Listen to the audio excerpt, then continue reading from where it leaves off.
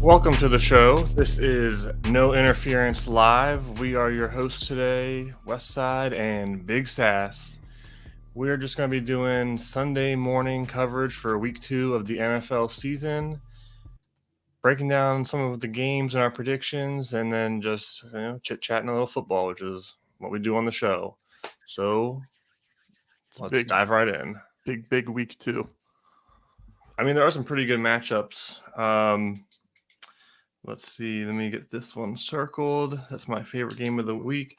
We actually are pretty lucky today because both of our teams got a doubleheader on Monday night, so we can watch today's football without being in a bad mood or stressing out over any of our games or anything. That's a rare occasion. Football Sundays are the biggest roller coaster of the year because you start the morning off like not really anxious, but you're like excited because your team, if you love football like we do, you're anxious for your game to start, whether it's 1 o'clock or 4 o'clock or 8 o'clock.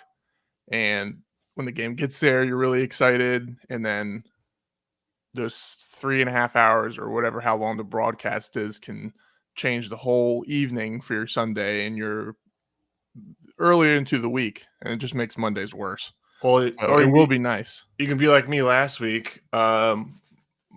My team that I coach lost Sunday morning. I come home and I'm like, I'm going to relax and watch some Titans beat down on the Giants. And then that went terribly.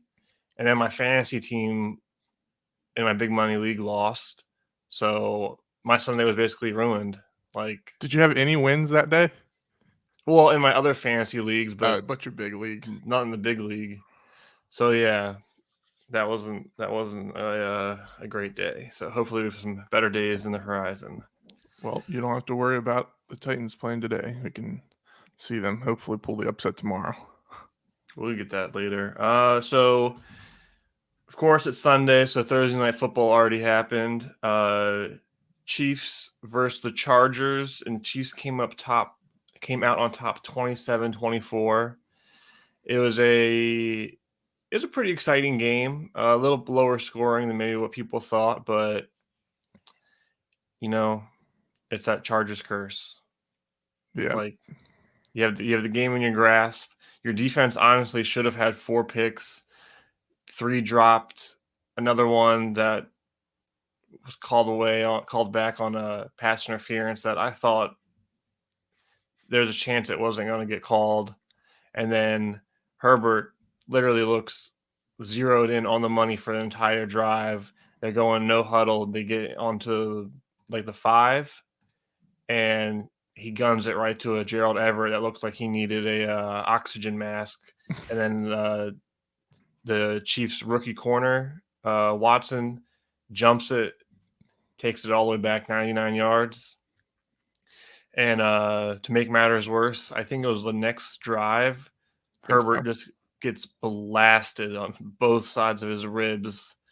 I think they said he has like damaged cartilage. He threw an absolute missile right down the seam to make the game close, but at that point, it was a little too late. Yeah, tough game. I think the Chargers had the game under control for most of the first half. What were they? They were up 17-7. Mike Williams was going off. I think that kind of hurt them in the second half because there's a few passes Justin Herbert was kind of forcing it to Mike Williams. Oh, he'll definitely just let it go. Yeah. There was a play in the fourth quarter, I think, and I think it was after he hurt his ribs, so I'm going to give him a little bit of a pass, but it was 3rd down, and he rifled it to Mike Williams, and he was covered, like, he wasn't even open when he threw it. And, those guys with the big arms think they can get the ball thread the needle anywhere, but it was covered by 3 guys, and right over to the left side of the field, there were like 2 guys kind of open. But I'm going to give him a little bit of a pass just because the injury, but it's like that. It's like with those memes, like "F it, Mike's down there somewhere," right? But yeah, they were in control the first half. Patrick Mahomes wasn't playing that well. I think the Chargers defense was doing a pretty good job. He had a couple of, like you mentioned, should be interceptions that got called back or dropped, whatever it may be. And then in the third quarter, they had the big play to Justin Watson for 41 yards. Then in the beginning of the fourth quarter, they had a field goal. So then just like that, it's 17-7. And then, as you mentioned, the fourth quarter, just the Chargers are going to charge. Had the pick six. There were big hits all night. It was definitely an entertaining game for being. I mean, 27-24 is not That for today's standards a little low scoring, it but was like average, but that Derwin James tackle, mhm. the I fact the fact that he did it to Travis Kelce, who's like 260 pounds or whatnot, just mhm. I didn't see it live. I was like walking past my TV. I don't know what I was doing. But were they like debating whether it should have been a penalty or was it a penalty? no, I think it was because the ball popped out and the Chiefs like caught it and like the play was there. There was a lot of after If it like was a fumble or not? there was a lot of post play action. And the refs were like, no, he had the ball. He was a runner. He just got friggin' um, Rampage Jackson slammed and lost the ball. It was definitely a really good hit. Well, no, that's what happened. Another player came over and tried to rip it out as he was going down. Um, Almost had it. Yeah. But that was definitely big hits, and it's nice to see big hits in the NFL. None of them were like cheap shot, like well, the one against Justin Herbert was a little questionable, but they weren't like shots to the head or trying to knock people out. Just good like body slamming football. It was a good game. And I'm not super worried about the Chargers. Keenan Allen will be back, and Keenan Allen and Mike Williams are such a great duo because Mike Williams, if you leave him one-on-one, he can go up, he can get behind most corners. But then Keenan Allen is just a hard cover. If you cover him in man, he can snap off a route on your slot corner. If you cover him in zone, he just runs right to the open spot. And Herbert's just like, all right, 5-8 easy yards, I'll take it right there. And now Austin Eckler, he's a weapon coming out of the backfield. Gerald Everett looks like he might be a good fit for this team. But I still think the defense is going to carry this team. They didn't have a great game. I mean, they essentially held the Chiefs to 20 points outside of the pick six. It's not their fault. That's not bad. But the Chiefs also have the number one rated O-line in the league so far through the year, and they were pretty highly rated last year. So that somewhat nullifies the Chargers' pass rush. But their D-line is going to eat, and then they got players all over the secondary. And J.C. Jackson's still coming back. He's not 100% yet. That's what I was going to ask. He wasn't back yet, I thought. He played, but it just wasn't fully. They said he was still I think he was questionable on the injury report. Gotcha. And wow, thought just left my head. Oh yeah. On that pick six, they were doing up tempo offense, and as you mentioned, Everett was gassed, and he tried to come off the field in the live broadcast. They were on they were inside the 5. Like yeah, I get going up tempo, but if your guy's gassed and you're calling a play that he could be a primary target, just take the regular whatever amount of time it is and let your guys or take a timeout. I don't know. Well, I know you don't want to waste a timeout, but maybe don't go up tempo and throw to a guy who's I think they felt they had the matchup, so they didn't want the Chiefs to sub. But you got them on the run. You're on the 5-yard line. You got I don't know who the running back was. I'm assuming it was Austin Eckler. Hand it off. If I was Everett and he was trying to come off the field and he was like, ugh, and he ran back, I would have looked at Herbert before the play and been like that's what we do in backyard. I know it's different, but it looked like the camera went to them on the sideline, and it looked like Everett was talking to Herbert, and I can't remember what Herbert said. I think if I remember reading his lips, he was like, "It's fine, it's fine." Like he looked a little annoyed because when Herbert threw the ball, Everett had positioning, but he just came and got it. Yeah, well, he hop stepped to the left because he saw the corner coming in. So it was just communication, which I usually blame that on the receiver. And then the quarterback can't read your mind. There's also there's no pursuit after the pick. Everett really just stood still and he dropped his mouth guard, and I was like, "Oh, gotta get that." Yeah, like I can't run now, coach. I mean, he Sorry. wasn't going to catch him, but yeah, it does look like people were saying he gave up on the play, I but I don't really mean, blame him for that. he might not, but it's all about hustle. You're getting paid millions of dollars. Yeah, that's fair. If James Harrison didn't hustle, the Cardinals might have a Super Bowl ring. Yeah, that's a all-time hustle play. Yeah. So do you want to hop into today's games? Let's do it. All right. First one I have listed here is the Tampa Bay Buccaneers at the New Orleans. What was that head shake for? I had my list and I was like, maybe our list will be in Oh, sync. sorry. No, it's all right. So Buccaneers at the Saints. Right now, the Saints are 2.5-point favorites. So they're expecting a close game, and I'm pretty sure. Tampa Bay's favorite. Didn't I say that? Oh, I thought you said New Orleans. Sorry. I could have said Tampa No, Bay's favorite. whatever. And I mean, there's a lot of injuries. They said Kamara is probably not playing. He's questionable. Chris Godwin's out. I think they just announced that Donovan Smith is out. Tristan Wirfs is questionable. I mean, you look at the Buccaneers' entire receiving core is questionable right now. And I'll be honest, they didn't let the Cowboys score a touchdown. They won pretty handily last week, but their offense didn't look like perfect, and the Saints' defense is solid. Mm-hmm. I actually like the Saints in this game. It's hard for me to bet against Tom Brady till this day, especially in division games. I know that doesn't matter, but it just always seems like he's had a beat on his division opponents. I know it's not the same as when he was in the AFC East, but I'm pretty sure it's kind of been that way since he's been in Tampa Bay too. Well, the Saints have had their number. Have the Saints have their number? Yeah. It's in New Orleans, right? Yeah, and his left tackle's out. Yeah, the Saints looked pretty.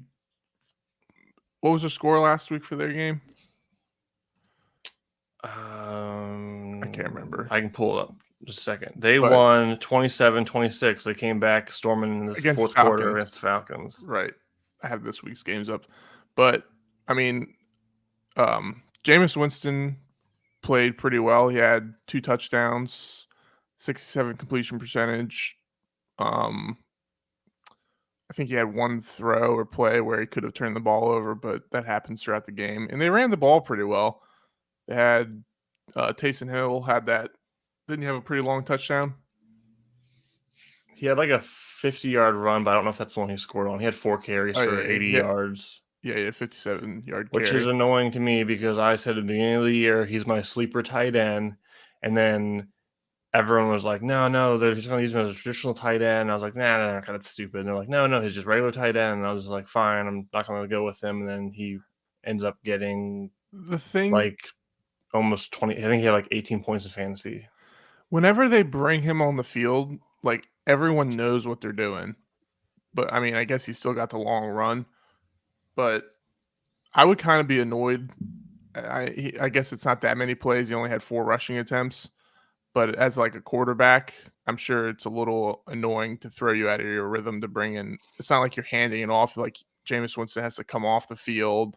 And I mean, maybe it doesn't matter, but overall, Jameis Winston still played well. And all of that was without Kamara doing much. I think he only had like 30, 40 yards. And I don't got think him. he had, oh yeah, he had 3 catches for 7 yards. So he pretty much wasn't a factor. And they were down to the to the Falcons, but I guess the Falcons can't get past the old curse of letting up leads. But anyways, back to Tampa Bay, New Orleans. I'm going to go with Tampa Bay. I'm going to give them the Tom Brady effect. Is Leonard Fournette playing? I saw he was questionable with a hamstring. I don't have any. I don't have a report. He's just still questionable. So I think he's active because when I looked on fantasy today, he was good. But I think it'll be a close game. You picked New Orleans. I'm going with New Orleans. They have the Bucs number lately. It's in New Orleans. Kamara's out. I think this could be a classic. The Bucks are their strength is their run defense. I think this could be a Jameis Winston come out slinging the ball. Defense makes a few plays. Bucks O line is hurting, and that was even with Donovan Smith playing. So I think keep Tom Brady uncomfortable, make him move around a little bit. I think the Saints get this one. What is your score? Do you have a score? I will say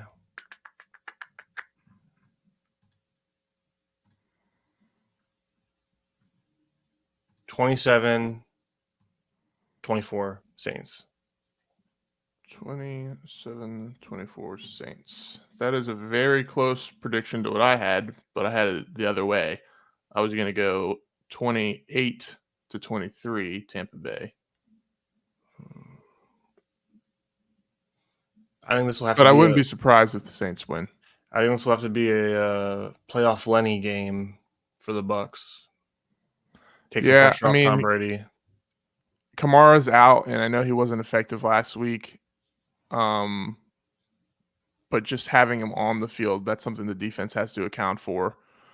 So we'll see if Tampa Bay can do what they did to Dallas. I know Dallas was a different team last week, but if their defense can apply that same pressure, I think they have a good shot at winning. All right, moving on. Let's see if we have the same game listed for our second game. I got Colts at Jaguars. Not even close. All right, so it's in Jacksonville. Right now, the Colts are a 3-point favorite. It's still, I think the over-under is 43, so they're expecting a close game. Looking at the injury report, the Colts have DeForest Buckner questionable, Kenny Moore questionable, Pittman out, Alec Pierce out, Shaq Leonard out. I don't see any injuries listed for the Jaguars, but I'm sure they have some. Jaguars don't have any injury reports. Oh, good for them. I don't do it. I'm leaning on with the. You're biased, Titans fan, people. No, look, they played a good game against. Listen. Washington has a good defense. Maybe I think the Colts defense is slightly overrated, especially with Shaq Leonard not playing. He makes a huge difference. I got Washington, yeah. If I didn't read it on here, I wouldn't have had his new name. Well, it's his. Is it Shaq Darius Leonard or I think so. Shaquille Darius Leonard. Yeah. Well, without him, or maybe it's Darius Shaquille Leonard. I don't know. Well, he makes a huge difference. He blitzes. He makes vicious tackles in the run game. He's really good in coverage. It's like with the Ravens if Ray Lewis didn't play. Like, it's just. I'm not saying he's Ray Lewis, but nope. You said it. Well, I mean, if you look at his stats, he's injured more. Yeah. Besides injuries, his stats are pretty much through the roof. He could potentially.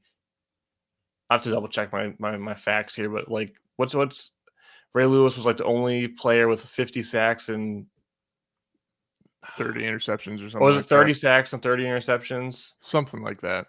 Leonard was on that pace for sure. Injuries might mess that up. All right, but Jaguars O-line is okay. They got their receiving core is better this year. Trevor Lawrence looks like he's making a step, not the step people thought, but he's definitely making a step with Peterson at coach. They had a good 1-2 punch of James Robinson and Travis Etienne. He's shown he's explosive. Just things did not go right at all last week. He had overthrown touchdown, drop touchdown, then he got lit up by Forrester on the Commanders. I think they can keep it close. Of course, that requires you to lock up Jonathan Taylor, and that's easier said than done. But I am going Jaguars 20, Colts 17. Say it again. Jaguars 20, Colts 17. 20, And the kicking 17. is not going to be guaranteed for the Colts. Bringing in a new kicker on a week. Okay. Yeah, I mean, after reviewing, I was big on the Colts. I wasn't big on the Colts, but I like the addition of Matt Ryan. I thought he could have brought a little bit of stability to a team that had the Heard that. roller coaster season with Carson Wentz. He put up the good stats. He made big plays, but he just made too many mistakes at bad times. But Matt Ryan had a rough week 1. He had an interception. He threw a couple of passes that could have been turnovers. He had 4 fumbles, which I think 3 of them or all 4 of them were like bobbled snaps, which I know should have had that popcorn. Should have played in the preseason. I'm going to preach that the next couple of weeks until teams start cleaning that crap up because it's annoying. But like you said, they leaned on Jonathan Taylor. He had 161 yards, 31 carries. He's one of the few remaining bell cows that get 30 carries a game. They can continue to do that. Pittman's out, right? You said that? Pittman's out. So, I mean, that's going to be tough. Yeah, Hines is going to have a big receiving game. Yeah. Jacksonville, you mentioned they were playing a tough Washington team. They missed a few plays. They could have won that game. Carson Wentz did have 4 touchdowns against them, a couple interceptions, but Jacksonville, James Robinson played well, which was kind of disappointing for fantasy owners who had, what's his name? ETN. I can't remember. They both could have had good games. The script was there and the plays were there. Just things didn't roll right. Yeah, and I think they could have had a Nick Chubb Hunt type game. Yeah, Trevor Lawrence played pretty below average, I would say. Missed a couple of passes that were right there to be taken for layups. But I'm going to go Indianapolis. We're going to go Indianapolis 20. 26. It's a weird score. To 17. All right. Interesting. Something weird's going to happen, I think. Jacksonville's going to do something Jacksonville does. And I'll give him 2 touchdowns. He's a non-believer. Boo this man. You know what's sad was that I was huge on Trevor Lawrence coming out of college. And I know it's only his second year. Yep. But there was an awkward video of him. Did you see him the hype last week? And they're like, yeah. I don't remember what the meme was, but it was like, this guy can't hype anybody up, but it was funny. Yeah. And I was like, that's one aspect that's funny is that I know the quarterback's the leader on the field. They're whatever, that's what they say. But the fact that the expectation is for the quarterback to be a rah-rah guy. If they're not a rah-rah guy, don't make him be a rah-rah guy. I mean, Justin Herbert. I'm not a rah-rah guy. I'll never be a rah-rah guy. But if we're playing basketball or football, I'll make a play, but I'm not hyping anyone up. Remember, if you're on the field and you're not a rah-rah guy, you'll get excited still and, celebrate and whatnot. But don't. It seems forced for him to have to do that. I don't even know. Doug Peterson or the owner or something could go up to him and be like, "Get the guys hyped today." It's like, crap. You don't want to end up like Jameis Winston. Yeah, but who was it on the like Drew Brees? Not to get off topic, but like he was really good at it. But like, like there's Drew Brees and then there's Jameis Winston, and now there's Trevor Lawrence. Like one should do it, the other shouldn't. Yeah, fair enough.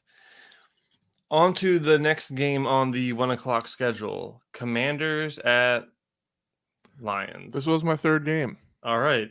This one's a little interesting. It's Lions are 1-point favorite. That surprised me. I guess it's because they're at home. They give them you get 3 points if you're at home. Yeah.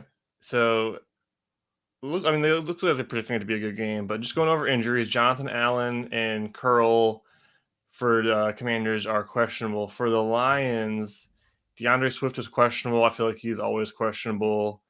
Their guard, Jackson's questionable, and Frank Ragnow is still out, so they're going to be without their center.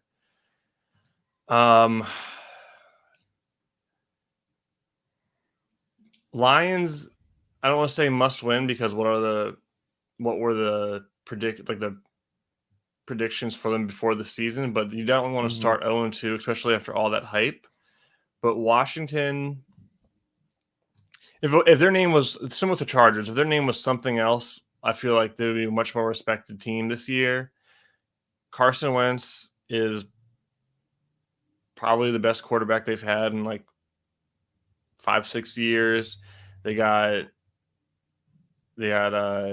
Gibson and what's their other J.D. McKissick and McKissick. Both really good receiving backs, but can also run. They got Terry McLaurin, Dotson. They got Curtis Samuel. Logan Thomas is a respectable tight end after making that quarterback change a few years ago. O-line is about average, but they can put up points on you. And if you have one lapse in your coverage, they have like 4 or 5 players that can take it to the house any play. And then their defense is no slouch. They got a good D-line. They got a very, very underrated secondary. Linebacking core is a little suspect. But I don't know. What are you thinking? I'm definitely leaning towards the Commanders. I think Detroit. I mean, I got to watch Detroit up close last week playing the Eagles, and they gashed us. I think they had the Jags gashed Washington in week 1 as well. Yeah, I mean, I think I'm going to say it again. I'm going to preach this. Teams, I know it's always like this, but it seems more prevalent now that like running is going to be obviously running backs have more juice earlier in the season, but teams also aren't as good tackling because they're not playing as much in the preseason. Like it takes a while to get used to the game speed and hitting people. And I think the Eagles had one of the worst, if not the worst, tackle rate last week. Credit to the Detroit's offensive line. It's one of the best in the league. So I think that's, you're going to have Commanders, good D line going up against Detroit, good offensive line. But one thing that surprised me about Detroit last week was their pass rush. I think they sacked Jalen Hurts once or twice, but they had a ton of hurries and pressures. Yeah, I saw Jason Kelce came out and said that the O-line for the Eagles were a little bit off with their communications. Yeah. Well, that's another, miscue thing from not playing in the preseason. So maybe it was just that more or less the Detroit's pass rush. But if that's a storyline today, Carson Wentz can make plays with a pass rush, but he can also throw errant plays. And he did it again last week. He had 2 picks. He did have 4 touchdowns. I was surprised to see for them that Curtis Samuel had he led the team with 10 targets. So he had a big day. He only had 55 yards. We had a touchdown. And then Antonio Gibson, with the Brian Robinson injury, came out and played well after all the speculation during the preseason if he's going to, he got delegated to special teams. Excuse me. He has the talent, and I would argue that on a different team, his career outlook would be different. It's just I think he's a little bit misused, and then he fumbles as soon as you get in the red zone every time. Fumbles. Weren't there rumors, or they talked about it, maybe just the Bull RJ talked about it, to use him in more of a slot role? Well, that's the thing. Washington doesn't really need another receiver. Well, that's true. But, they probably already do that in 4 or 5 sets where they move him out. But anyways, he had 7 catches, 72 yards. The rookie, Jahan Dotson, came up big with those 2 touchdowns. Those are both really good catches. Yeah. Good throws by Wentz, too. And it's surprised that Terry McLaurin only got 3 targets. But I don't know who Why bother pushing it downfield when you got these guys running underneath open? Yeah, I mean, he did push it downfield to Han Dotson. He had him for like a 40-yard or 30-yard touchdown. Well, I was in the end zone. Like you see Well, there was one in the end zone, and then there was one in the fourth quarter that was a nice throw that Dotson made a good catch on. But anyways, maybe I missed that one. Well, McLaurin still had a touchdown too. So I'm what I was getting at was Detroit struggled against our pass, and AJ Brown destroyed them. So I think one of these guys with Washington is going to have a big day. I think Terry McLaurin might be due for a big day since he was a little quiet last week. I'm gonna ride the Washington hype train. I was torn. Originally, I was thinking a low-scoring game, but then I was thinking this is gonna be. I think this is gonna be a crazy game. There's gonna be some turnovers. There's gonna be some big plays in the running game and in the passing game. So I have since changed my score. I have it going 30-24 Commanders. Good score. I think you're on the right track with it being a higher scoring game.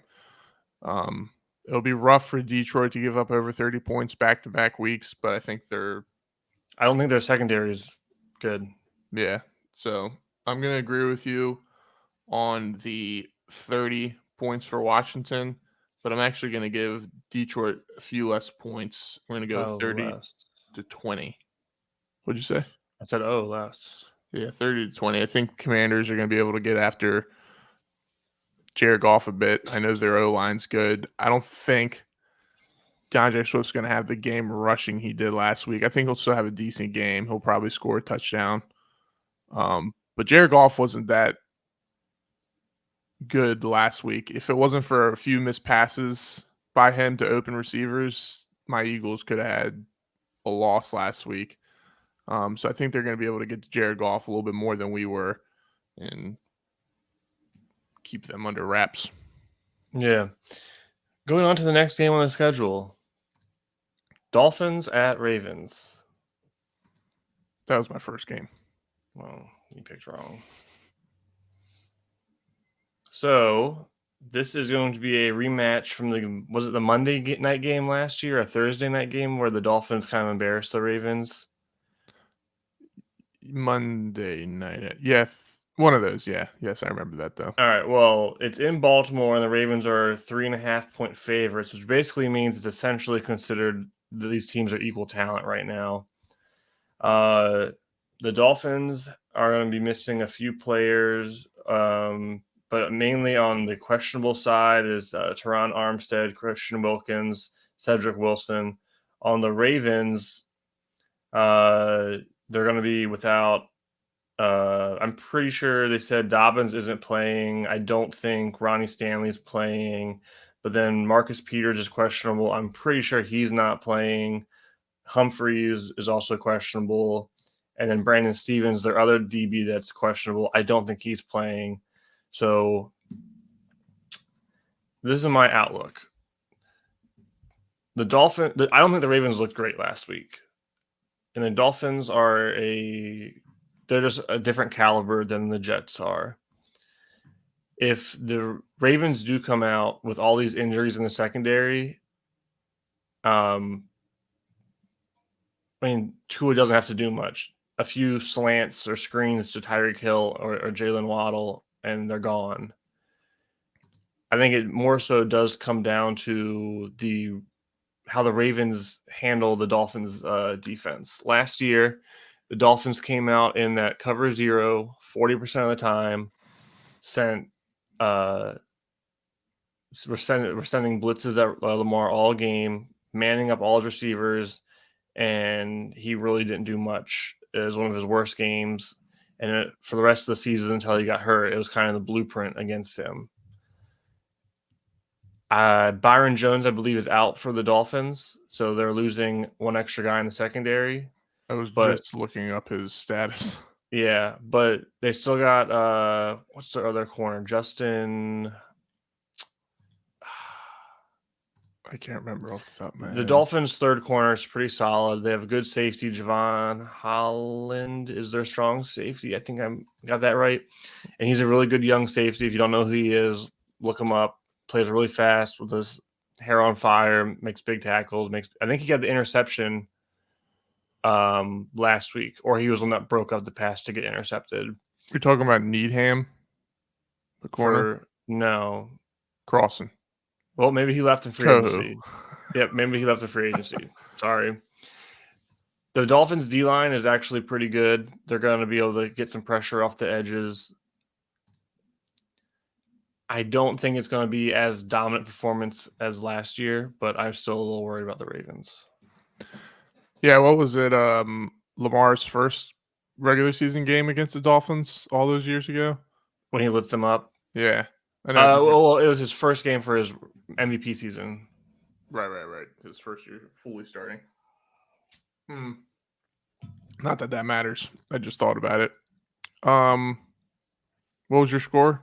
Did you say? I didn't say yet. Oh, we're not going to say yet. I was going to let you talk some. Okay, gotcha. Yeah, I agree with some of the things you said. I think Miami's defense looked really good, but they were playing New England that has no offense. I think Mac Jones got hurt in that game, and he gave up a fumble touchdown. So Miami's offense only scored 13 points. Tua looked okay. He had a high completion percentage, almost 70%, but that's what he does. He only had 270 yards and a touchdown. I think he had a couple passes too that could have been intercepted. The running game was abysmal. I don't know if you can credit that to New England's defense or what. What's his name? Chase Edmonds had 12 carries for 25 yards. Terrible. Yeah, bottled up. Yeah, Raheem Mostert, 5 carries for 16 yards. So they didn't have a lot of success. 65 yards. 65 yards as a team, 2.8 yards. Mike McDaniel's going to need to get that running game issues resolved if they're going to be actual contenders. Yeah. Humphrey is questionable, but you said he's leaning I think I heard he was playing on the radio. Okay. So, I mean, if he wasn't playing, they'd be in big trouble, Baltimore. I mean, is Humphreys is he that guy anymore? Ever since Jamar Chase basically took his soul?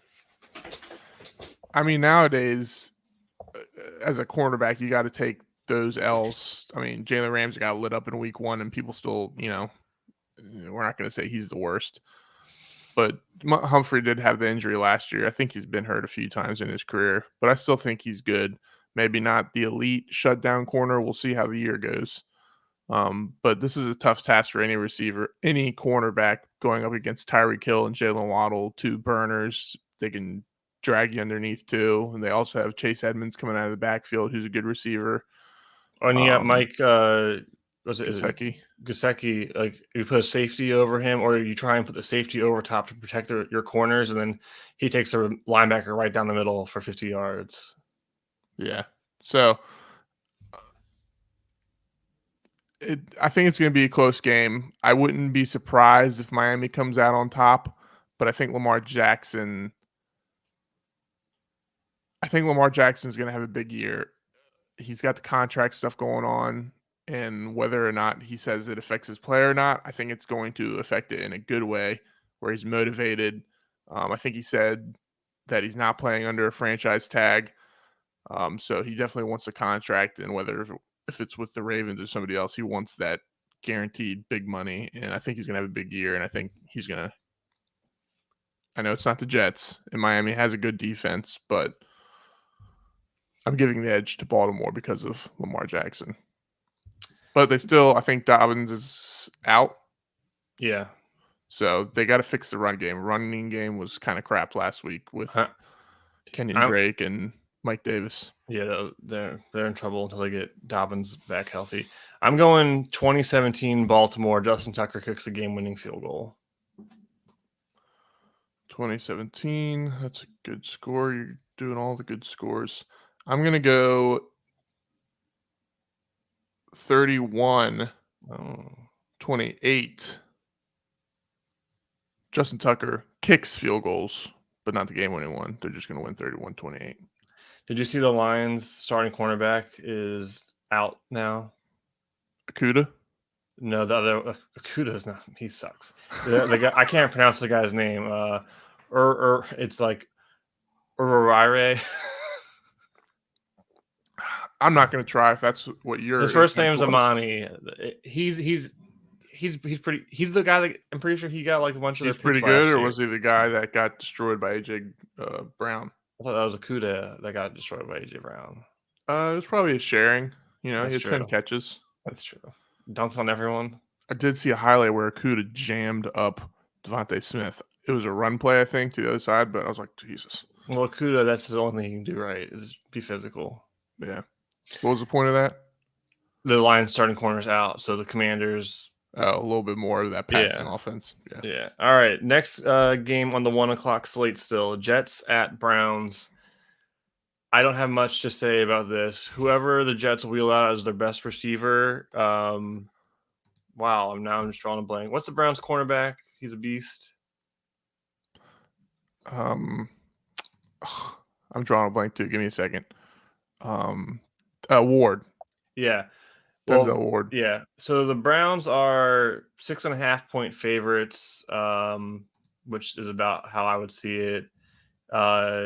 Injury wise, the Jets are a little dinged up, but Ward's going to go over whoever they decide he needs to take out for the Jets. Myles Garrett is going to come through like a madman all game. And then the Browns, they can just feed Nick Chubb and Kareem Hunt all game. And it should be an easy game. Any given Sunday, right? But this should be get the win, stay healthy, get out, and move on to next week. Fair enough. I can't disagree with anything you're saying. I'm assuming Denzel Ward will probably be. Does he usually shadow the number one receiver? I'm pretty sure he shadows the number one. So that'll probably be Elijah Mill, even though he had Elijah Moore. Even though he had a down week last week, he should have had a touchdown, but he got called for PI. It's the Jets, and I'm sorry. You could have thought of a better. You roll out Joe Flacco and then you throw the ball 50 times. 50 times, like Salah. God, there's only so many options, and I said the wrong ones. Anyways, I can't he's gonna be gone this year if this is what they're rolling out. I mean, the Jets the run game was okay against the Ravens, and I don't even blame Flacco. They were fun. Didn't they have like 3 fumbles? Something like that. I don't blame Flacco either, but he's old. He's never been like. I know he's the backup, and the Zach Wilson injury. What are you gonna do? He's always been fairly efficient, and then he can still he check down, 60-yard touchdown. Yeah. So, he could. I don't know. He's the Derrick Henry of quarterbacks. The Derrick Henry of quarterbacks? Yeah, he just hits you with those short yard touchdown. So you're saying Derrick Henry's average? You know what I meant. Anyways, but I agree with you. I think Cleveland should be able to handle them no problem. Nick Chubb and Kareem Hunt pretty much handled business for Cleveland last week against Carolina, and I think their defense was getting after Baker Mayfield, especially earlier in the game. But I predict it'll be more of the same. I think Brissett he didn't have any turnovers. He only had 1 touchdown. Brissett had a kind of lame game. He threw 52%, 147 yards, touchdown. But when Nick Chubb's, running for 150 yards and Kareem Hunt's scoring touchdowns and your defense is handling business, should be good to go. So I'll let you go first because you usually go first. Oh, I have this 24-3. 24-3? Yeah. I'm going to go. Hang on, let me read. 24-3. Jets. New York. Just kidding. 24 Browns. I'm going to go 28-13. Gonna give the Jets one touchdown.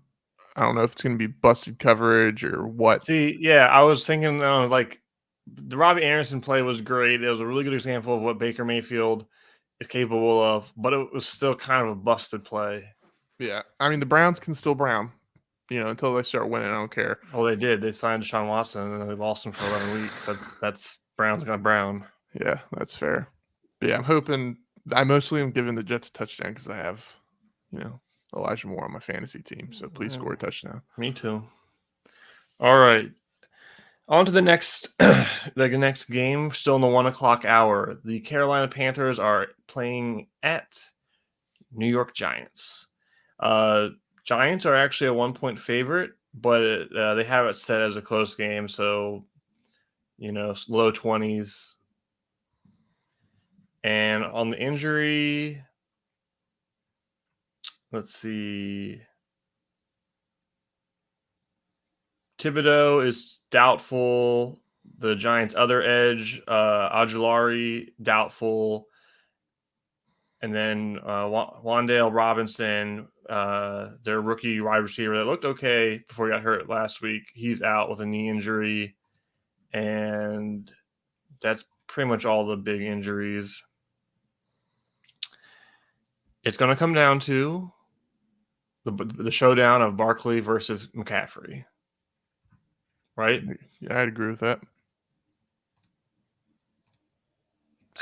I don't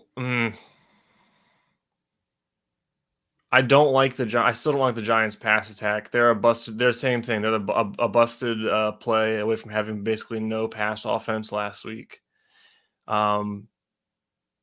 Barkley played great. He looks like he's back to his old self, but the Titans' run defense was unacceptable. Like, I can't think of a better way to represent it.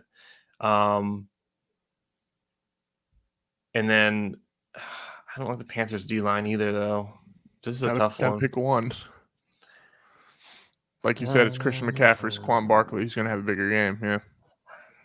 Or is this a Baker coming out game?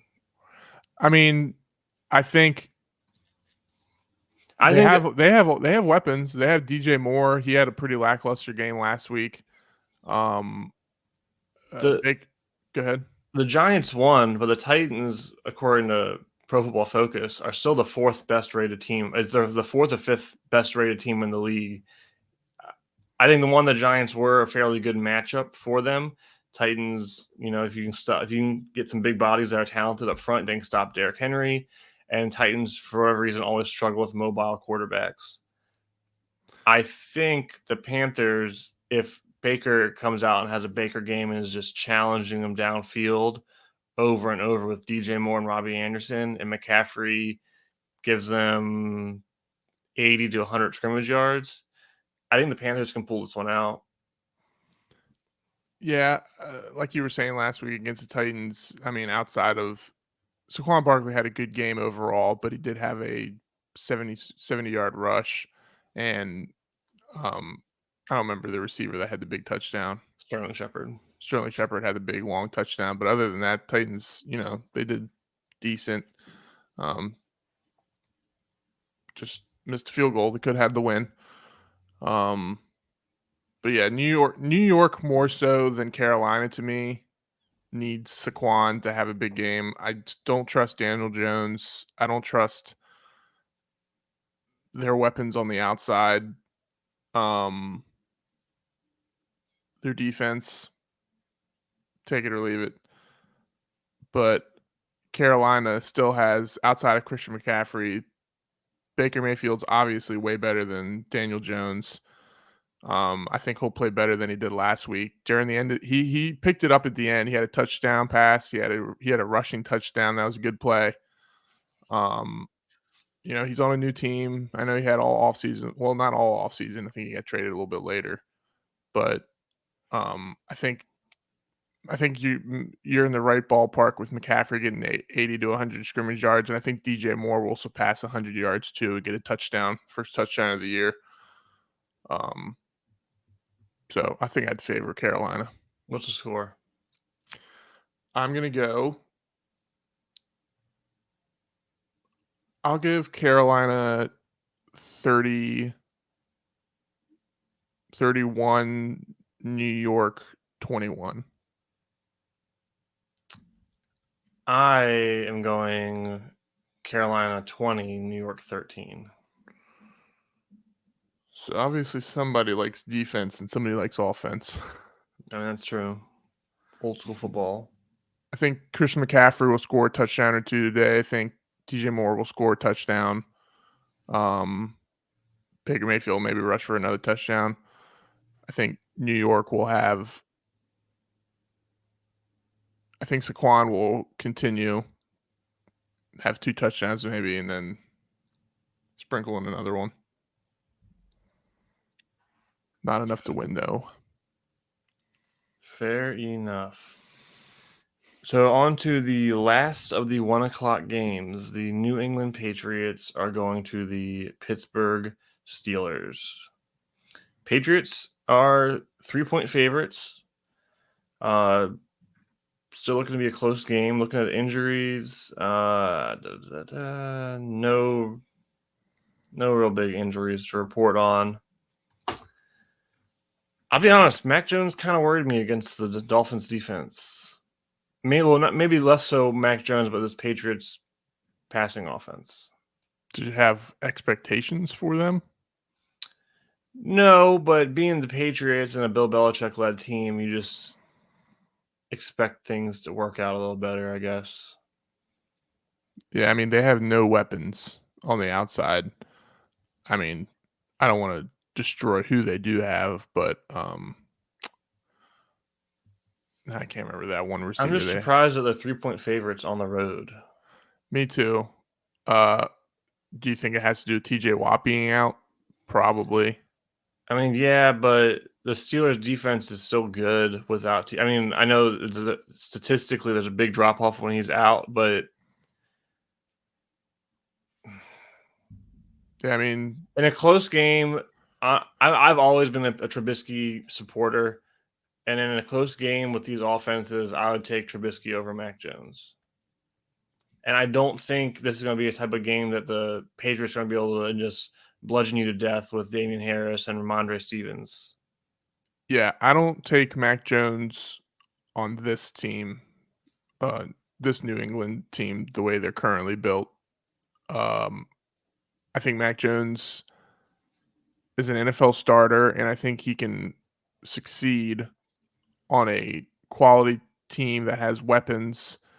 I'm not saying New England doesn't have any weapons. They have a few good running backs, but he's not. I don't think he has the ability to carry a team. Maybe he'll prove me wrong, but um, I would take Trubisky on the Steelers as well. I mean, at least they have Deontay Johnson. They have Fairmouth, Fairmouth, Fryermuth. Fryermuth, almost there.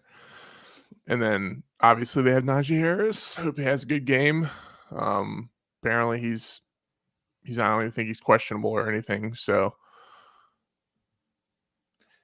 My thing is, I just don't like how this Patriots offense is put together. You have two very good running backs. You have two above average tight ends. Like, I know it's Mac Jones, so maybe you're not like throwing the whole book at him, but like you could still come. I don't know. I just feel like there's way more possibilities, and like, where's like any of these like useful plays to Jonnu Smith? Like, put the ball in his hands and let him like run. yeah, I mean, Mac Jones didn't even play that bad last week. He completed 70% of his passes, a touchdown. He did have an interception, but he didn't make too many other mistakes other than that, besides the sack fumble touchdown. But they got to him quick. But that's like he only had 200 yards, 21 completions. I mean, he's not gonna win you the game with. He's not gonna Patrick Mahomes you with 5 touchdowns, 0 interceptions. Like a good day for Mac Jones, 250 yards, 2 touchdowns, which, you know, if the New England's running game is on and their running backs have a few touchdowns, then it's a different story. But like you said, I mean, they don't look too inspiring from week 1. Correct. So, and I'm assuming you're saying, do you think that's maybe the whole Bill Belichick thing this offseason? Like, we don't need an offense coordinator. I think Bill Belichick is one of the better football minds to ever play the game, but sometimes I think the stuff he does makes literally no sense. Yeah, I mean, anyone who has success like that, you have by default a little bit of arrogance. And I don't think he thinks he's better than the game, but just a few of their draft choices and the way their offseason went, um, I didn't love it. So I'm definitely leaning on the Steelers. You want my score first? Yep, go ahead. We're gonna go 23-17. That's my score. Are you serious? Yeah. Nice. Watch me this thing 1 week completely wrong. Yeah, I mean, I think it'll still be a close game. I do think TJ Watt is going to affect their defense a little bit, but they still have weapons. The Steelers, that is. I think they'll probably get. I'll give them 2 turnovers today. And I think that's just going to be the New England needs all the possessions they can get and all the chances to score they can get, and that's all it's going to take for them. So 17 points is favorable. CCC. All right. Let's see if we get that one right. On to the 4:00 games. The Atlanta Falcons are going to the LA Rams for what most people are saying is going to be basically a sacrifice. The Rams are 10-point favorites. Brian Allen and Van Jefferson are out for the. Is it Brian Allen? I might be getting his name wrong. Allen and Jefferson are out for the Rams, and then Williams, running back for the Falcons, is out. I'm just going to throw this out there. This is my lock of the week. You know what happens when you do lock of weeks. I mean, the Falcons played a very good game last week, and they still ended up losing by basically choking in the fourth quarter. Mariota, he rushed for, didn't he rush for like 60 yards or something? He had 72 yards rushing. Yeah, they were calling him discount Hurts for fantasy. He had 2 fumbles. Yeah. He did not throw the ball well.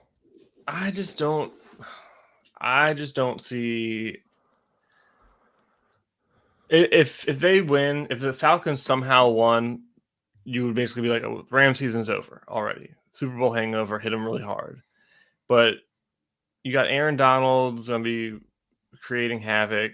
The Falcons want to run the ball. Like, that's going to be their MO. They're going to run the ball, play action to Kyle Pitts and Drake London.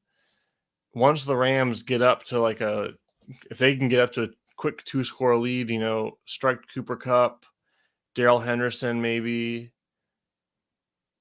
that takes. I mean, the Falcons got the lead against the Saints, which is what they want. Get the lead, run the ball, play good defense, and they couldn't do that. So if the script flips on them, I don't think they can. And Mariota is not the type of guy to just in shotgun formation and sling the ball down the sidelines to the receiver. So I just don't have much to say about this game. I'm sorry if you're a Falcons fan. We discussed this in our preseason predictions. Yeah, I think the Rams took a nice uppercut to the face by the Bills in week 1. Matthew Stafford had a poor game. Jalen Ramsey got beat all night. Josh Allen just handed them the business. So I think they're definitely going to come out, licking their chops a little bit at this Atlanta team. Like you said, Atlanta put up a fight last week. They should have won, but they did what poor teams do to teams that are better. They lose. They find a way to lose. They ran the ball really well last week. Patterson 120 yards rushing. Yeah, 120-yard rushing, only 22 carries, touchdown, 5.5 yards per carry. He is a interesting player. didn't see this kind of outlook for him earlier in his career. We did in his younger career, but it took a while to get a bit. Excuse me. Yeah, To and get him into this role. Yeah, and as you mentioned earlier, Mariota had 72 yards and a touchdown. I just don't think they have enough on the roster to, compete like that every week. They got the nice pieces like Drake London and Kyle Pitts. Hopefully Kyle Pitts has a bigger week this week too.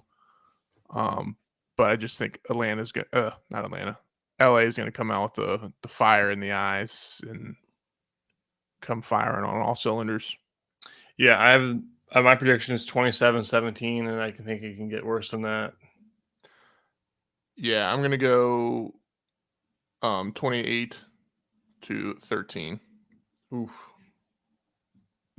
I'll give Atlanta a touchdown. I think it might be a 3-touchdown day for Matt Stafford. Yeah. No, Allen I Robinson. think 2-touchdown day. Henderson gets one in. Yeah, I think Allen Robinson will have a good day today, along with Cooper Kupp, of course. And I think their defense will come back, feast a little bit on Mariota and the young guys. All right, going to our next game, the Seattle Seahawks at the Sanford 49ers. I need a coffee or something. The 49ers are 8.5-point favorites, and I think George Kittle's probably out, and that's the biggest injury. It's supposed to rain again. Justin Coleman's out for the Seahawks. He's a pretty that's the corner I was talking about on the Dolphins last year. Gotcha. Yeah, the Niners defense, I think they're going to kind of a chip on their shoulder after what happened last week. I mean, they played a pretty good game, but Justin Fields, scrambled through 2 touchdowns, right? I think so. Yeah, through 2 touchdowns. But I think this 49ers handle business. They're going to make the plays they need to. I think Trey Lance has a solid game. Wait. I think what? What did you say a minute ago? The 49ers. No, you said Trey Lance did something. I think Trey Lance is going to have a good game. No, you said last week. You say something about him scoring? No. Okay, I misheard you. I thought you were asking a question. Sorry, go ahead. I just wanted to correct the mistake if there was one. There have always been lots of mistakes. I think Trey Lance is going to come out, throw 2 touchdowns, and I think he's going to rush for. Even in the rain? Yeah. I think it's not going to be as bad. It can't be as bad as it was last week. What happens if it is? Then I'll adjust it. But I think Trey Lance is going to throw 2 touchdowns. And he's going to rush for 50 yards. There's a little fantasy bias in there. Yes, I did buy him in a lot of my leagues. All right, 2 touchdowns. He'll have a little, 50 yards. I need him to. On the Seahawks side, I like Geno Smith, but the 49ers are going to get after him way more than I was very surprised the Broncos didn't get more pressure on him. They did, but I thought they were going to get way more. I think the 49ers are going to be over him all day. And sounds like you're leaning towards a blowout. No. Yeah. I think I know you liked Seattle last week in week 1. I think in our teams of the week segment you picked them, right? Hope I did. That will not happen this week. I agree with you. It's not going to rain like it did last week. That was a crazy game. And I don't think it'll reflect the way Trey Lance's season will look at the end of the year. I agree. I think Trey Lance will have a good game. I think Seattle, Geno Smith, he was nearly perfect in the first half. He's got a lot of swag. Yeah, he does. But, there's he's like almost 10 years into his career. There's a reason why he's been a career backup. He didn't have much competition this year with Drew Lock either.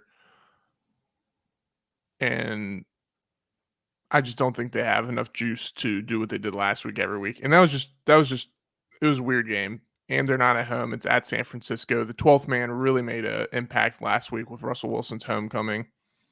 I think I think the 49ers only touchdown last week was a Debo Samuel reverse or something.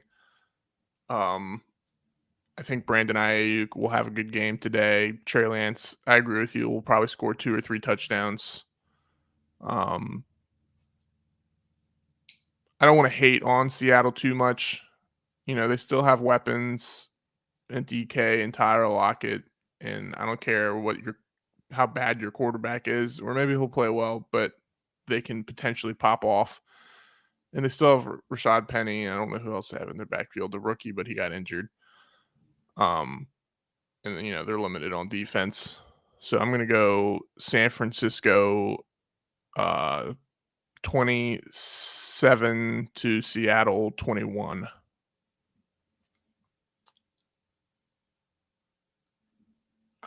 Okay. I have it San Fran 24, Seattle 10. Sorry, did I come over too fast? No. I was just catching up. What was your score again? San Fran 24, Seattle 10. Okay. We agree. You think it's going to be a little bit more of a blowout? C.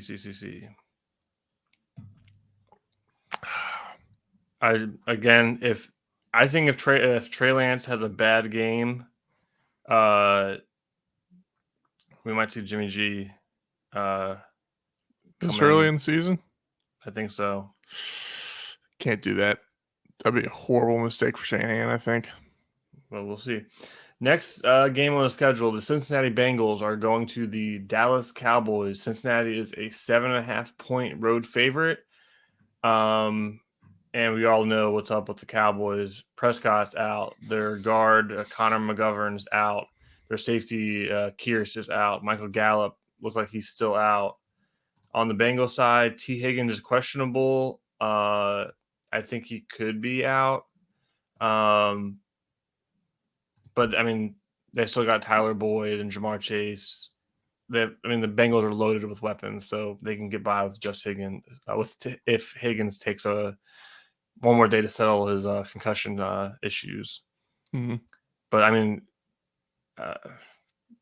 the Cowboys they're a mess, right? Like, even with Dak, it didn't look good. No. They're in for a rough year.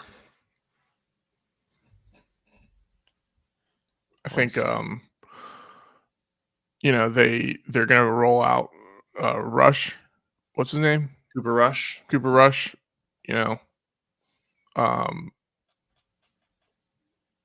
Cincinnati's defense played pretty well last week against the Steelers.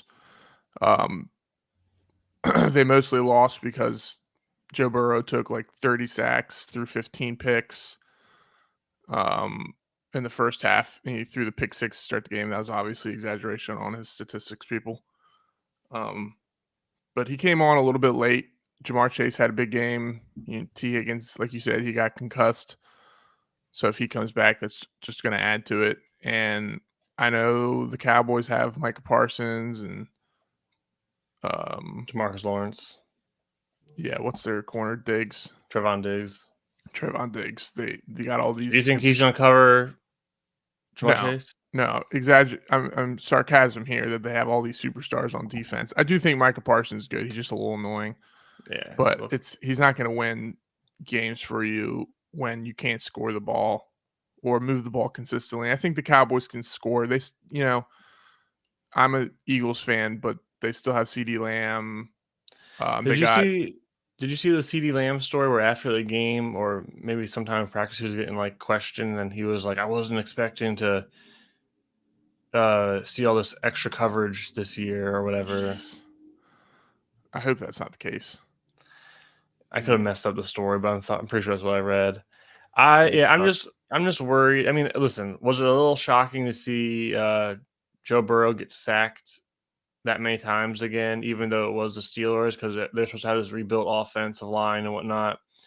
Yeah, so I think this game they're favored. Establish the run. hold up, slow down the pass rush, take your shots when you need to. I think if they get a lead quick, it can just, suck the wind right out of that stadium. The one thing they don't want to do, this is what they don't want to do. They don't want to come out throwing early, let Joe Burrow get hit a few times, let Zeke or Pollard, move the chains and get an easy touchdown, keep Dallas in it. That would be a huge mistake. They got to get on the board early, establish the run, and just demoralize that Cowboys team.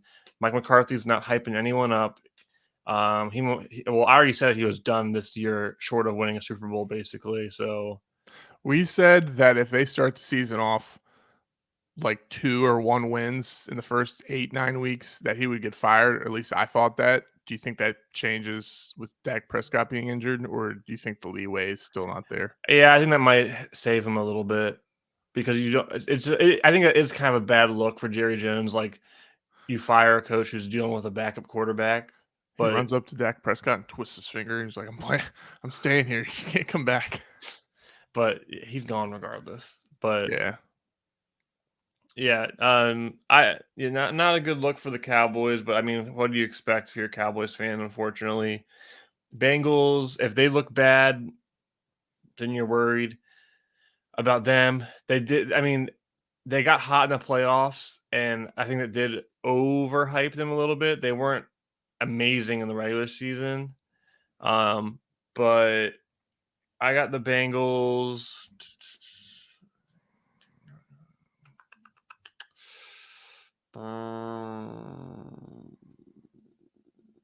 27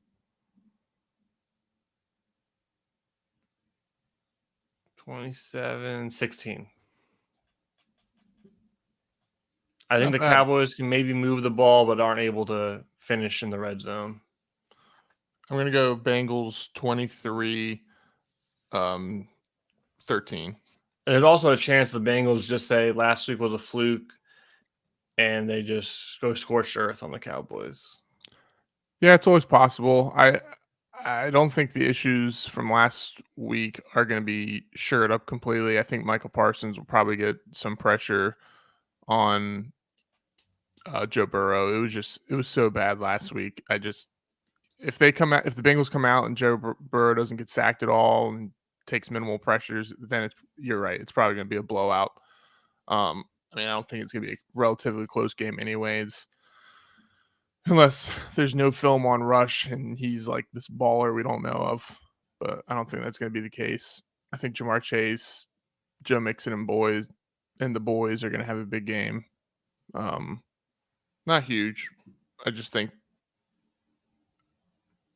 they have things to fix, and Dallas is a pretty underwhelming team. So yeah. On to the next game. Arizona Cardinals at Las Vegas Raiders. Raiders are a 5.5-point favorite. This is I think this is Vegas's highest scoring game of the week. Looking at injuries for the Raiders, Trevor, I always pronounce his name wrong, Morig or whatever, their safety from last year, the rookie safety, out. Denzel Perryman out. On the Cardinals, Rondell Moore out. Andy Isabella out. J.J. Watt's questionable. Justin Thompson questionable. And then their corner Mullins questionable. I had this as maybe not the game of the week, but maybe the most important game of the week. Both teams come in with fairly high expectations. Don't want to start out 0-2, especially in their divisions. Starting out 0-2 in their divisions is going to put you in a huge hole. Whoever loses this game is going to have a lot of questions to face. I do like the Raiders. I like Derek Carr a little more than Kyler Murray. I think the Raiders just the Chargers defense is a freaking buzzsaw. So I think the Chargers, the Raiders, geez. I was about to say, it was like, yeah. I think the Raiders actually win somewhat easily. Kyler Murray is going to be throwing to basically Zach Ertz and Hollywood Brown.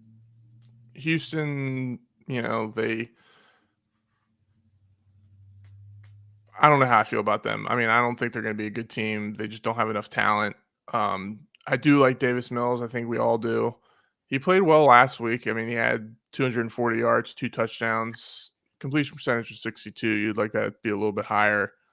But he didn't make too many mistakes. He did get sacked 3 times, but overall played a good game. I think you mentioned them not being too aggressive. I mean, it's a little hard to be aggressive with the talent they have. Brandon Cooks had 7 catches, 82 yards. I guess the surprise for them was OJ Howard having those 2 touchdowns. And it's because like he's kind of an afterthought, and he sneaks out, gets into the. I mean, he's still one of the most athletic tight ends in the league, and he's got size. Just Yeah. he typically doesn't do anything with it. I'm just gonna get out and say it. I had the score like 35-13 Broncos. Yeah. They think I think, and this is just me thinking, the Broncos need to change that narrative real quick. Even if they play like even if they win, but it's like 20-17, that's still not a good look. People are still going to say fire Hackett. They're going to say, oh, they gave away too much for Russell Wilson. He's overrated. So they need to. This has to be a beat down game. So I'm thinking 2 rush touchdowns, 3 passing touchdowns. Defense plays lockdown defense. Yeah, I mean, last week against Seattle, they had 2 fumbles on the goal line, so it could have been a way different game. I think you're Yeah. right, though. I had 31-17. I think Russell Wilson is going to have a good game. I don't think he played terrible last week. It wasn't the best. Is Denver? It's at Denver, so they don't have to worry about the crowd noise like last week. And Houston they don't have I think for Denver, Cortland Sutton and Judy will have good games. And their running backs, of course. And then Houston, another surprise for Houston was the way I think they played Burkhead. I guess it shouldn't be a surprise anymore, but he led all their backs with rushing attempts, and he only had 40 yards, 2.9 average. Damian Pierce, the rookie, only had 11 carries for 33 yards. So the rushing tag was pretty uninspiring. But, I think for Houston, aside from forcing the other team to make mistakes and having a Brandon Cooks nuclear game and maybe a running back being a nuisance, that's the only way they can pull out a win. And it's not going to happen against the Denver Broncos. There's a few teams this week that are going to have that step on the ant type game where they should have won last week and they lost, and they're not going to do it again. Did you say your score? Yeah, 31-17. Denver. You made it seem like my 35-13 was crazy. I mean, the 35-13. It's not crazy. It's hard to score 35 points in this league, but I gave them 1 less touchdown, so. Yeah. I mean, if they score those 2 goal line touchdowns last week, aren't they in the 30s? Yeah, that's true. Moving on, Sunday Night Football, Chicago Bears in Green Bay Packers. This one's actually a little surprising for me. Let's look at injuries. For the Bears, what's his name? Velus Jones. He's mainly the return man. He's doubtful. And on the Packers, Lazard, Bakhtiari, Jenkins, Runyon are all questionable.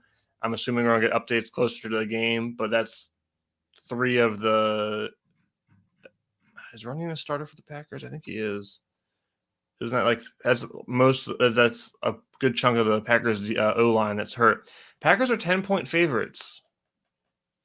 And I know Aaron Rodgers has always owned the Packers. Aaron Rodgers has always owned the Bears, even when the Bears have had pretty good teams. But I don't know. Yeah, I'm surprised they're that favored too. Chicago pulled out the win last week against 49ers, who are a good team, weather regardless.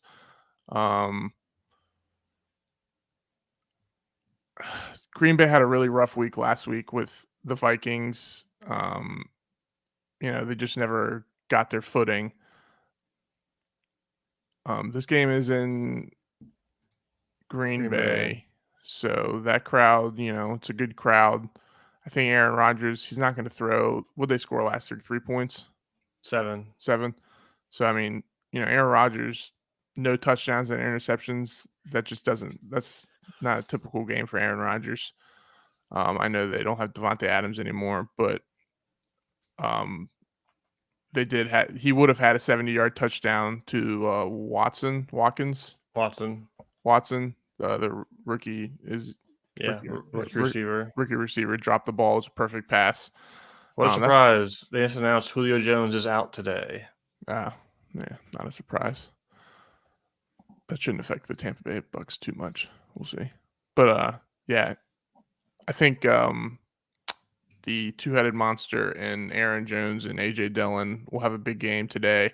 I think Aaron Rodgers will probably throw 2 or 3 touchdowns. Yeah. He is the arrogant guy of the football league. I just think the receivers can't afford to do what they did last week and drop passes and whatnot. I know it wasn't all their fault and Aaron Rodgers didn't have a great game, but I don't think Chicago has enough. I like Justin. I don't love Justin Fields. I more so don't like what they've given him on offense. Yeah. So I have it. It's going to be Packers 24, Bears 17. Justin Fields, he's impressed me. I wasn't a big fan of him coming out of Ohio State. But you're right. He doesn't have much on offense. Doesn't have much on defense. And I think the only big X factor is the Packers run game. 49ers were able to move the ball on the ground against the Bears. So give the ball to Aaron Jones and A.J. Dillon. Let them establish that dominance. And then I don't like the Packers receiving core, but Rodgers is Rodgers. Even if some people took this opportunity last week to just rip him apart. And I'm just like, he's a back-to-back MVP. Like, you're allowed some bad games, especially when you have a brand new receiving core. Mm-hmm. The Bears have the ability to win this game. They just need to dedicate to stopping the run, and Justin Fields need to make some plays. But just looking at it right now, I got the Packers as a favorite. 24-17, you said, right? Yep. I have a little bit more lopsided than that. I have 34-21. I think the combination of Aaron Jones and Dillon will have 3 or 4 touchdowns today on the ground and receiving. Okay. And I think Aaron Rodgers will I'll say 3. And then I think, some kind of combination of them carrying the team. Not all running. I think Aaron Rodgers will get maybe 2 of those as passing touchdowns. And I think the new receiving core for Green Bay will make 1 or 2 more plays than they did last week because they didn't make any last week. And I think Aaron Rodgers will limit the mistakes. And they just don't want to be 0-2, especially against a division opponent. I think Justin Fields can get the Bears down to score a few touchdowns, but not enough to pull out the win. Yeah. All right, moving on to the Monday night doubleheader. First game on the schedule is Tennessee Titans at Buffalo Bills. Not surprised, Buffalo Bills are 10-point favorites. Looking at the injury report, Christian Fulton and Hillard are out for the Titans. Hillard scored both Titans touchdowns, and Christian Fulton's the Titans' best corner, even though he kind of blew the game last week, not paying attention. For the Bills, Ed Oliver's out. Tim Settle's questionable. Gabe Davis is questionable. And Dane Jackson, their corner, is questionable. I'll say this. I would pick the Bills to win if I was putting money on it. I am a Titans fan. It's fairly obvious. See the hat. Got the flag behind me. Ed Oliver is out. If Tim Settle doesn't play, that is going to be a big hole in the middle of the Bills' defense. Titans are going to run the ball, pound the king up the middle. as I said earlier, Titans are still like the 4th or 5th highest rated team according to Pro Football Focus. Ryan Tannehill is one of the highest rated quarterbacks. I think the biggest thing that hurt them last week was just god awful play calling. It was some of the worst play calling ever. That being said, I think the Titans do what they do. They basically, for the most part, they keep almost every game close. And then I think the Bills, at the end, their offensive firepower is just a little bit too much. Thought you were going to get Tennessee for a second. I want to, but if money is on the line, you got to take your homerism out of it. Yeah, I think Buffalo's offense. I think Josh Allen's the front runner. I mean, he is for. I think Vegas has him as a front runner for MVP. I think most people would agree with that. He's kind of OP at this point with his arm talent and ability to move the ball with his legs too. We covered that in multiple podcasts, episodes, podcasts, whatever.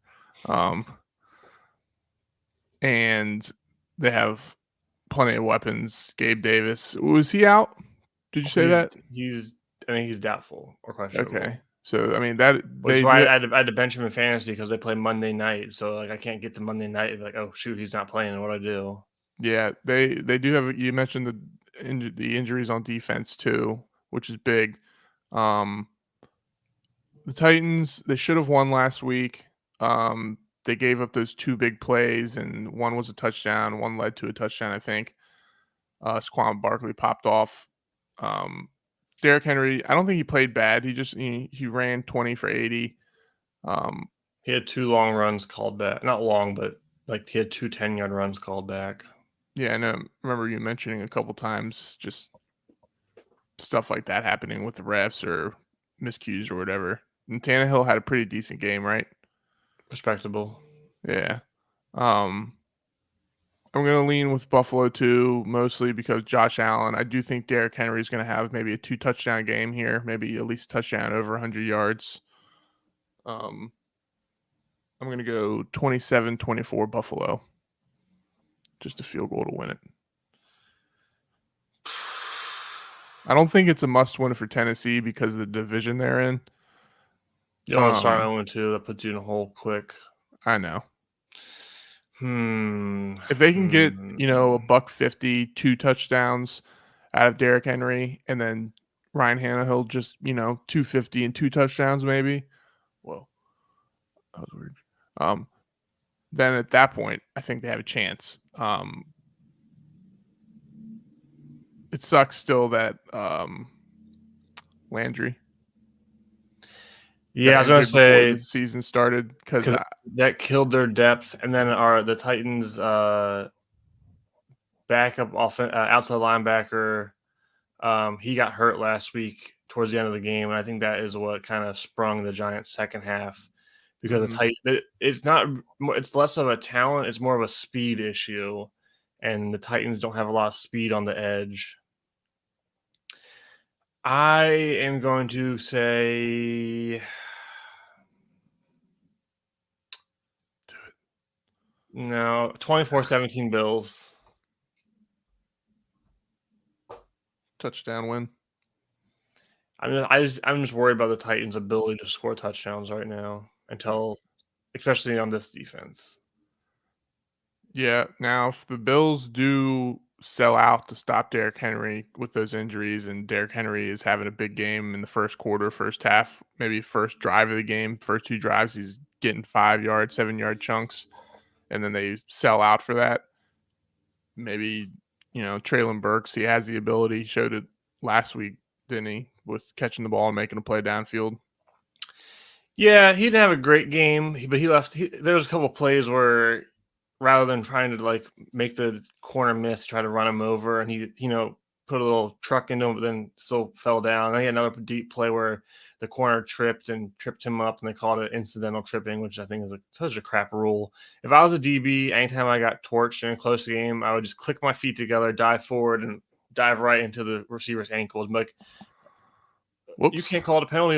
Like, what other rule is there that, like, if the receiver and the corner bump into each other and they both fall down, but if the corner literally causes the receiver to trip, can I lay out a quarterback after the hit and be like, I tripped and I flung my body into him? Like, You no. don't have to tell me twice. Like, We all know.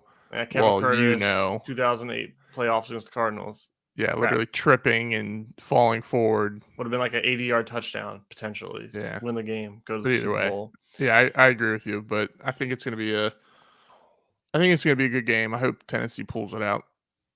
Yeah. But so let's go to the second game for the Monday night doubleheader. It is the Minnesota Vikings. I don't have a hat to put on my head. It's the Minnesota Vikings at the Philadelphia Eagles. Eagles are 2.5-point favorites at home, so that shows that they think the Vikings are the better team. I think that's debatable, but only injury is Andrew Booth, the Vikings cornerback, is out. Here's my thing: Vikings have a very good offense. Eagles have two solid cornerbacks that should be able to not let Justin Jefferson go nuclear. And if I'm the Eagles, I'm keeping Jordan Davis in, especially on early downs, so Dalvin Cook cannot he can have a Dalvin Cook game, but don't let him win the game. Don't let him beat you. And then flip side, I just think the Eagles have more ways to score. I don't think anyone in the Vikings can cover A.J. Brown. Jalen Hurts can run. Miles Sanders looks like he's going to be his typical efficient self. Devontae Smith got hardly any action last week. I don't think anyone in the Vikings can cover him. And then Dallas Goedert still can cause problems in the middle. I have this going to be still a close game, 27-24 Eagles. Yeah. I figured you were going to talk more about it. So no, you're good. I agree with a lot of those points. I do like the Vikings this year. I think they played well last week. I think the media and everyone kind of got a little excited with the big game Justin Jefferson had, and they kind of put a whooping on the Packers. But I didn't think that was a huge surprise. Maybe just the lack of scoring from the Packers, but it could have been worse. They could have scored more, missed opportunities. But anyways, as you mentioned, the Eagles, they gave up 35 points to the Lions last week. They do need to fix that. I think that said it earlier in the show. The lack of playing in the preseason, it needs to change a little bit. I know the Eagles had a philosophy of, they had pretty light practices this offseason. They wanted to be healthy coming into the year. They are. Derek Barnett tore his ACL last week, which sucks, but that's kind of a depth hit. Last week was due to that. They missed a lot of tackles. I think they had the worst tackling rating in the league last week. But as you mentioned, they have a ton of ways to score. Jalen Hurts, the stat line didn't look great throwing, but watching the game, he didn't throw any dangerous passes that could have been picked off. He was accurate. He was short of having 2 more touchdowns. He only had 1 rushing. We had 4 rushing as a team.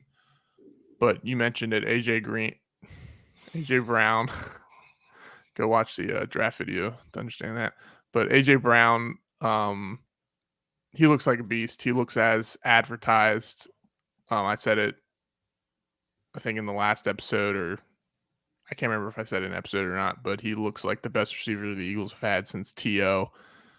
Dominant presence underneath, over the top, in the middle, can burn you with speed, physicality, route running. He's the whole package for sure. And it only cost you a first-round pick? Yeah, it was a steal.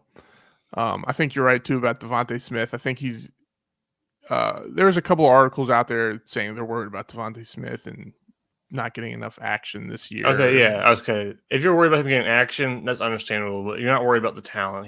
He's in all aspects, when you consider being a good receiver, he is amazing at all of them. Hands, tracking, route running. He's thin as a rail. He's not like blazing, but he can get open on pretty much anywhere. It's just AJ Brown's better. Yeah, I think AJ Brown dominated last week the target share. Obviously, him and Jalen Hurts have a connection, and I think they wanted to emphasize that in week one, I get mean, it the, get the it Lions going. just couldn't cover him to save Yeah, their life. yeah, and he's the first read probably on a lot of targets, and there was pressure, so he had to get the ball to where he knew he could get the ball. And he is a bigger target, but I think that'll as the year goes on, AJ Brown, I think I said AJ Green again, but AJ Brown's presence will open things up for Devontae Smith. And like you said, Dallas Goedert, the running back, Miles Sanders, he's efficient. If they run him a little bit more and he avoids injury, he could have a big year. And let me get back to the Vikings offense versus the Eagles defense. We do have options to cover Justin Jefferson. I shouldn't say we on this, but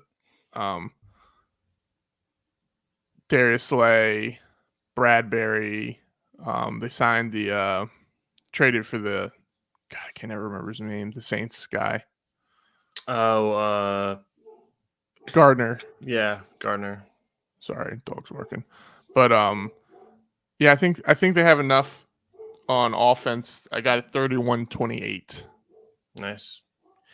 Yeah, I think I know it's gonna be late on a Monday night, and there's also gonna be another game going at the same time. I don't know why they did it. It's so stupid.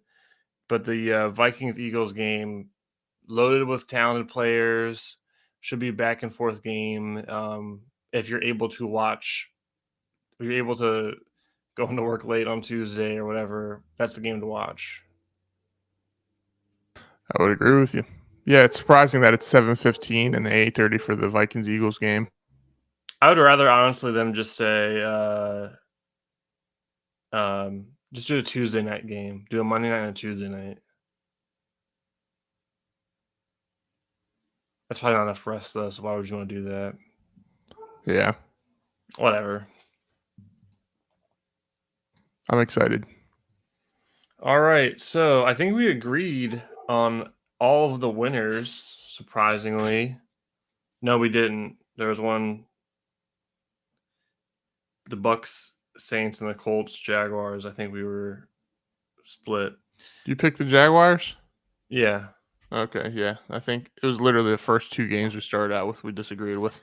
But it should be a good, fun week 2 of football. We'll see how right we are. We could get every single one of these picks wrong. Yep. We'll see what happens. I think we got decent picks. Yeah. Anything else you wanted to discuss? Nope. Just excited to watch football all day. Stress-free football. Huh? Stress-free football. Oh yeah, stress-free football. Except for Well, fantasy. no, yeah, it's not stress-free because you have fantasy. I hope my fantasy teams wins. That's all I care about today. I need some good points. Same. Got 3 leagues here. Same. Yeah. Good show. I don't know how many listeners we had. Maybe we got a few. But that does it for the show. This is No Interference Live. We're going to be doing this every Sunday morning throughout the season. Thanks for tuning in. If you share, check in with us next week. Drop a comment. But yeah, that'll do it. So adios. See you later.